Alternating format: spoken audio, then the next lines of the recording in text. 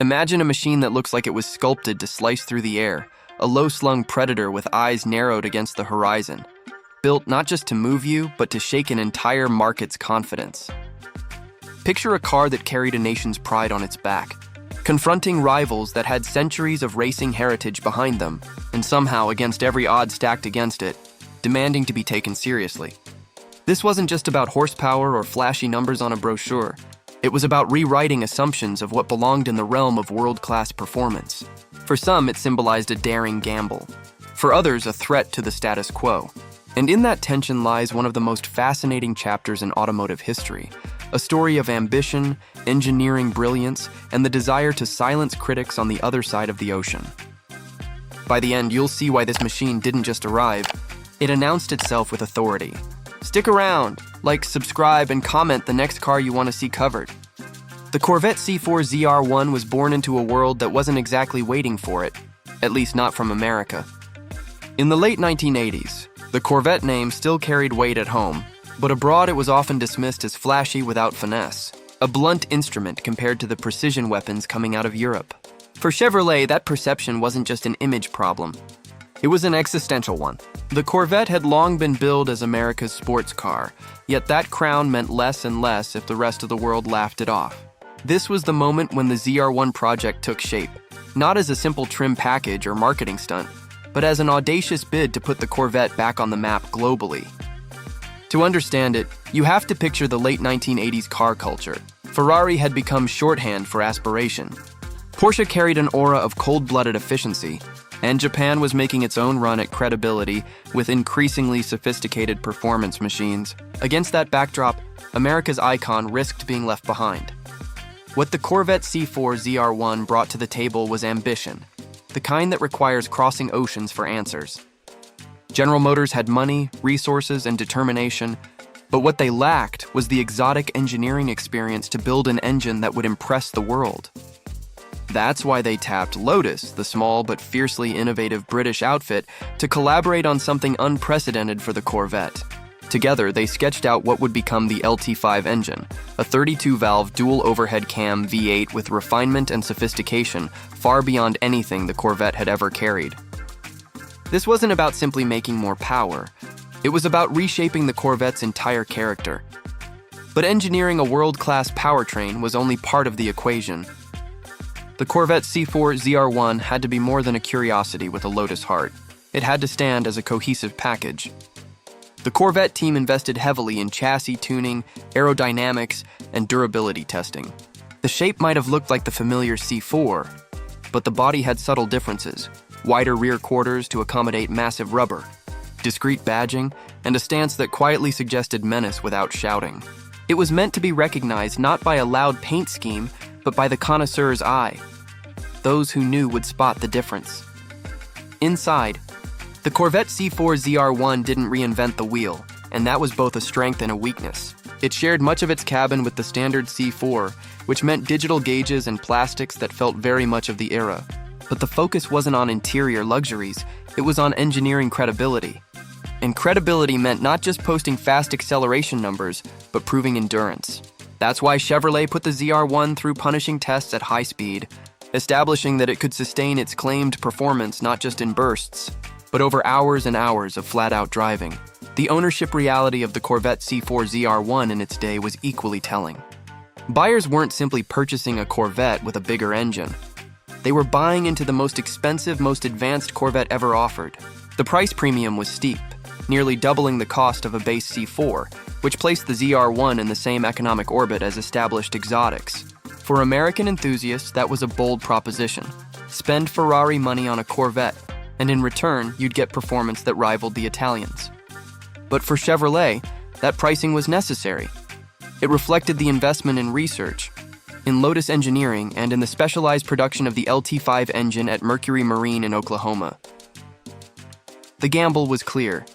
If the Corvette C4 ZR-1 flopped, it would look like a failed vanity project, too expensive and too ambitious for its own good. But if it succeeded, it could rewrite the narrative of what an American sports car was capable of. And as the 1990 launch approached, Chevrolet was betting heavily on the latter. The stage was set for the ZR-1 not just to show up, but to shock the world. And that's exactly where the story escalates next. The Corvette C4 ZR-1 entered the 1990s with a mission not just to impress, but to dominate. The car itself was extraordinary, but numbers on paper would never be enough to change minds that had been set for decades. From the very start, Chevrolet understood that the ZR-1 had to go head-to-head against the most respected machines on Earth. And it had to win in a way that couldn't be ignored. When journalists first got behind the wheel, the LT5's character became the centerpiece of every story. Smooth, relentless, with a surge of power that didn't fade as the revs climbed. At 375 horsepower, later raised to 405, the ZR-1 shattered expectations of what an American V8 could feel like. This wasn't the rumbling pushrod power Corvette fans were used to. It was a refined, exotic experience wrapped in familiar fiberglass. The Corvette C4 ZR-1 quickly gained the nickname King of the Hill, and Chevrolet leaned into that image with pride. The car wasn't loud about its superiority. Aside from a slightly different rear fascia and wider haunches, it blended into the C4 lineup. But on the road or track, the difference was night and day. 0 to 60 in the low 4-second range, a top speed around 180 mph, and the ability to outlast rivals in endurance runs. These weren't just bragging rights, they were declarations. To cement its place, Chevrolet set up a brutal 24-hour speed record attempt at the Firestone test track, where the ZR-1 averaged over 175 mph for an entire day, breaking multiple world endurance records. That single feat silenced critics more effectively than any marketing slogan ever could. In the marketplace, though, things were more complicated. The Corvette C4 ZR-1 was expensive, with a sticker price well above $60,000 in its early years, and creeping higher as the decade went on. That meant it was competing not just with the traditional Corvette rivals, but with European legends. Buyers who had the money often still gravitated toward the prestige of a European badge, while die-hard Corvette fans sometimes balked at the cost. Sales peaked in the early years, but then dropped off sharply, showing that respect and desirability weren't always the same thing. Yet for those who did take the plunge, ownership meant joining a very exclusive club. Only about 7,000 units were built over its entire production run. Culturally, the Corvette C4 ZR-1 represented more than just a fast car. It was a shot across the bow from American engineering to the European establishment, a message that America could play on the same field. Tuning shops quickly realized the LT5 had untapped potential. With modifications, these engines could make extraordinary power while maintaining reliability, something that added to the mystique. Meanwhile, in motorsport, while the ZR-1 didn't carve out a dominant factory-backed legacy, it did appear in endurance events, proving that its engineering wasn't just for show. And yet, as the 1990s wore on, the market shifted. Rivals launched newer, faster cars, the Japanese offered high-tech alternatives at lower prices, and even within Chevrolet, the standard Corvette kept improving, closing the gap in performance. The Corvette C4 ZR-1 went from being the king to being a niche within its own family. But what it had already accomplished, earning global respect and forcing skeptics to acknowledge American capability, couldn't be erased.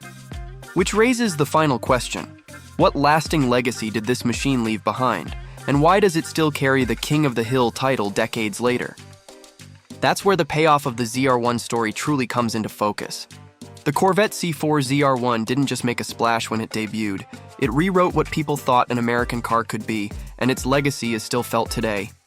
By the mid-1990s, the rest of the automotive world had caught up, and in some ways surpassed its numbers, but the ZR-1's impact was already secured. The car had proven that an American sports car could be engineered with the same precision and endurance as anything from Europe. And that was no small feat. When the LT5 engine was retired in 1995, and the final ZR-1s rolled out by 1996, there was a sense of unfinished business. Yet that abrupt ending is part of what made the Corvette C4 ZR-1 legendary. It was here. It shocked everyone, and then it was gone. For enthusiasts, the Corvette C4 ZR-1 quickly became a symbol of ambition. The LT5 engine, with its Lotus pedigree and Mercury Marine craftsmanship, became the stuff of legend, not just for its performance, but for its sheer uniqueness within the Corvette lineage. No other Corvette had ever felt quite like it. Owners cherished the exclusivity, knowing they were driving something more than just another version of the C4. And for collectors today, that rarity has become a defining factor, finding a clean, Original ZR-1 is like finding a preserved time capsule from when America set out to shock the supercar elite. The wider legacy of the Corvette C4 ZR-1 is how it raised the bar for everything that came after. The Corvette C5, C6, and eventually the C7 and C8 all benefited from the trail it blazed. By proving that buyers would accept a higher price for world-class performance, the ZR-1 created the pathway for future halo models. It also gave Chevrolet the confidence to keep pushing boundaries, leading to cars like the supercharged ZR-1s of later generations. And in the minds of enthusiasts, King of the Hill became shorthand for the Corvette's ultimate form. Fast, refined, and unafraid to stand shoulder to shoulder with anyone. But perhaps the most important legacy is how the Corvette C4 ZR-1 redefined respect. It wasn't about sales numbers or mass appeal, it was about credibility. It showed the world that American engineering could aim for the highest levels of performance, and it forced rivals to acknowledge that fact. Even decades later, when enthusiasts talk about milestone Corvettes, the C4 ZR-1 is always part of the conversation. Its story isn't just about a car. It's about a turning point in how America's sports car was seen, at home and abroad. And that's why the title King of the Hill still belongs to it. The question isn't whether the ZR-1 mattered. The question is how far its shockwaves continue to ripple today, shaping every Corvette that carries the name forward. For US enthusiasts today, the Corvette C4 ZR-1 is more than a curiosity from the 1990s. It's a benchmark in the evolution of America's sports car. Its story is a reminder that ambition can reshape reputations, and its rarity ensures it holds a special place in the collector market. With fewer than 7,000 units ever built, the ZR-1 has become a car that rewards those willing to seek it out. Prices remain relatively approachable compared to exotic rivals of the era, but clean examples are climbing, and originality counts for a lot. For buyers, that means patience and vigilance. Finding one that hasn't been heavily modified or neglected is the real challenge. Living with a Corvette C4 ZR-1 in the present day brings both thrills and realities. The LT5 engine is robust but specialized. Parts can be difficult to source, and mechanics familiar with its quirks are rarer than ever. On the other hand, the car's durability was proven in its own era, and properly maintained examples can still deliver the same confidence and endurance that once set records. For American owners, there's a deep pride in knowing you're driving a machine that once stared down the supercar elite. And for collectors abroad, it remains a symbol of American defiance and engineering ambition. The takeaway is clear. The Corvette C4 ZR-1 wasn't just another model in the lineup. It was a statement that permanently changed the Corvette's place in the performance world. It asked buyers to believe that an American sports car could be world-class, and for those who took the leap, it delivered on that promise.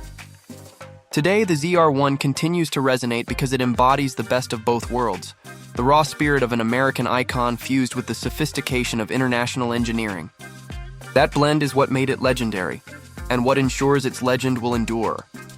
Every generation of Corvette since has chased higher numbers, sleeker technology, and bolder designs. But the Corvette C4 ZR-1 will always be remembered as the moment when America's sports car proved, once and for all, that it could stand tall on the global stage. And that is why, decades later, the King of the Hill still reigns in the hearts of enthusiasts everywhere.